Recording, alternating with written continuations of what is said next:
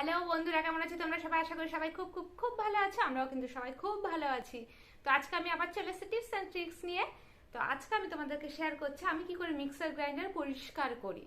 Mixer grind পরিষ্কার কিন্তু অনেকভাবে করা যায়, যেটা হলো ডিটারজেন্ট দিয়ে হয়, শ্যাম্পু দিয়ে হয়, লিকুইড সোপ দিয়ে হয়, ভিম বার দিয়ে হয়, বেকিং সোডা দিয়ে হয়, অনেক প্রসেসে করা যায়।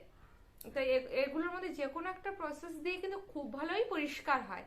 আমি আজকে একটা নতুন প্রসেস জানাচ্ছি, সেটা হলো কোলগেট দিয়ে।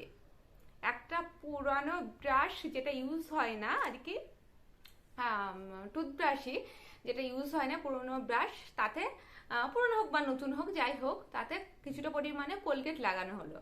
লাগিয়ে সামান্য পরিমাণে জল, বেশি কিন্তু জল নেই, জাস্ট ভিজিয়ে নেওয়ার পরে ওই ব্রাশ দিয়ে মিক্সিতে যে সব জায়গায় একটু সব থেকে বেশি নোংরা আস্তে আস্তে করে আলতো হাতে চেপে চেপে ঘষে ঘষে নেয় ব্রাশ, মানে যেরকম দাঁত ব্রাশ হয় না সেরকম করে পুরোটাই ব্রাশ করে তারপরে সুতির কোনো কাপড় বা টিস্যু পেপার যাই হোক, মানে নরম জাতীয় কোনো কাপড় বা স্পঞ্জ দিয়ে ভালো করে মুছে নিলে কিন্তু মিক্স একদম নতুনের মতো ঝা চকচকে হয়ে যায়। ভালো না টিপসটা?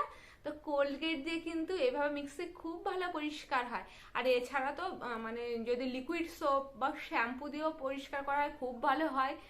তারপরে ভিম বার দিয়েও যদি পরিষ্কার করা হয় বা কলিন দিয়ে যদি পরিষ্কার করা হয় সেই ক্ষেত্রেও কিন্তু ভীষণ ভালো পরিষ্কার হয়।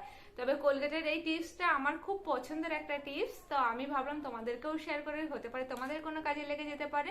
তবে একটা জিনিস সারাক্ষণই মাথায় রাখা উচিত, যেহেতু মিক্সিটা না কারেন্টে চলে তাই বেশি কিন্তু জল ইউজ করা উচিত না, খুব শুকনো করে মোছা উচিত। আর যেটা মাথায় রাখা উচিত, খুব নরম কিছু দিয়ে মোছা উচিত, সেটা হতে পারে মানে নরম কোনো গেঞ্জির কাপড় হোক, স্পঞ্জ হোক বা সুতির কোনো কাপড় হোক যেটা খুব সফট, তো সেরকম কাপড় দিয়ে আলতো হাতে মোছা উচিত।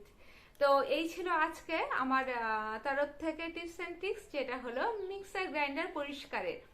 তো যদি ভিডিওটা ভালো লেগে থাকে তাহলে কি করবে বন্ধুরা, লাইক শেয়ার কমেন্টস করতে কিন্তু একদম ভুলবে না, আর মুখার্জি ফাইল ব্লগস অবশ্যই সাবস্ক্রাইব করে রাখবে। তো চলো এখনকার জন্য টাটা।